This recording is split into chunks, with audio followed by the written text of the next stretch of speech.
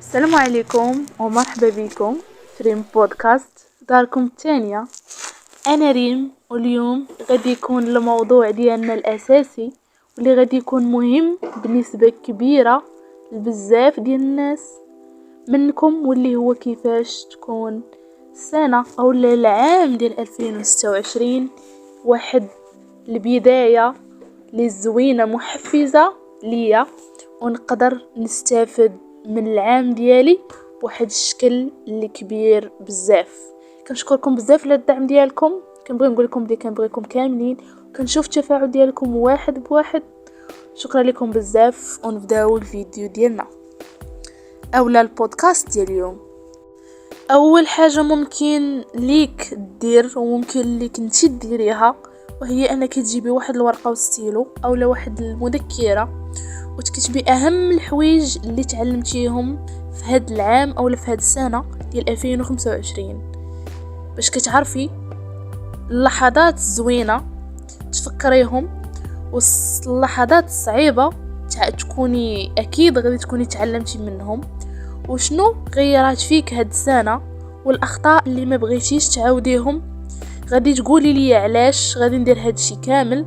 غادي نقول لك باش تصيفطي واحد الميساج للعقل ديالك على انه ما كاين لاش نبقى نتحسر بالاحرى على حاجه مشات، ونعطي واحد المساحه في العقل ديالي ونعطيه واحد الجهد والوقت، ونعطيها بزاف ديال الحوايج اللي سلبيين، بل بالعكس خاصني نعطي الحوايج اللي ايجابيين اللي انتي غادي تحاولي تديريهم وتغيريهم في نفسك بشويه بشويه.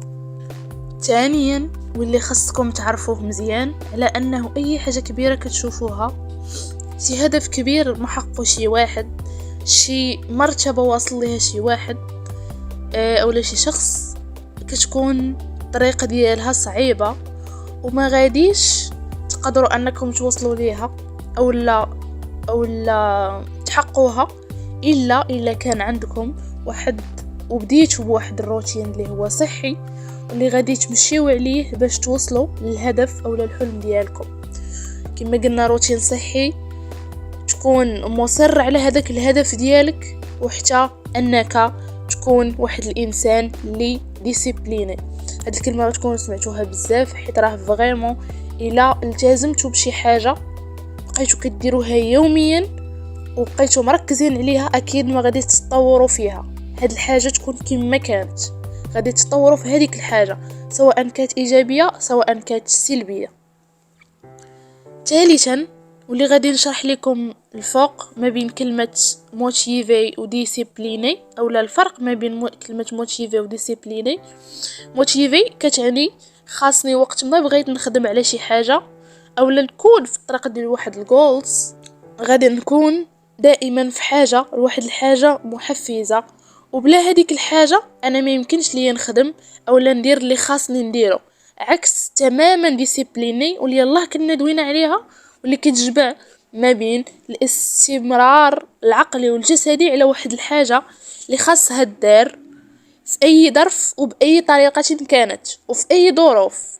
هادشي علاش كنقول لكم باللي لا ديسيبلين راه شي حاجه اللي كتغير في الحياه ديال الانسان كامله.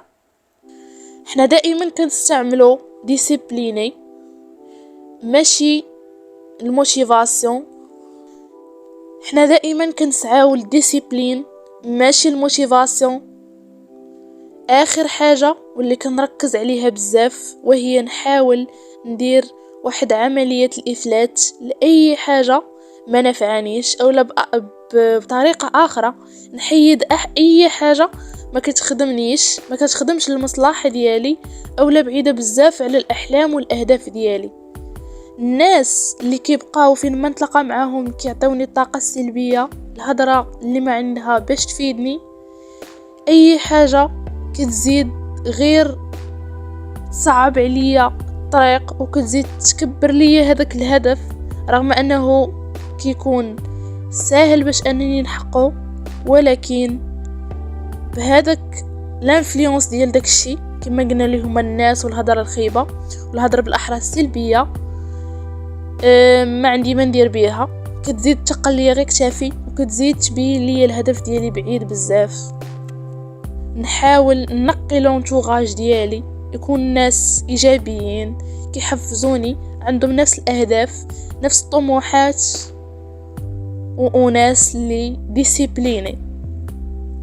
واخيرا غادي نكون وصلنا للنهايه ديال الحلقه ديال اليوم او البودكاست ديال اليوم. بغيت نقول لكم بلي ما يهمش شنو داز، المهم هو شنو جاي. حاولوا انكم تدخلوا هاد السنه بواحد القلب نقي، بواحد الطاقه جديده وبنيه زوينه، وخليو الاحساس ديال الامل هو اللي يكون معكم دائما. ما تنساوش باللي انكم قادرين تحققوا اي حاجه درتوها بين عينيكم. كنتمنى لكم واحد العام اللي مليء ان شاء الله بالافراح والسعاده وتحقيق الاهداف. انا ريم، ونشوفكم في الحلقه الجايه في البودكاست الجاي.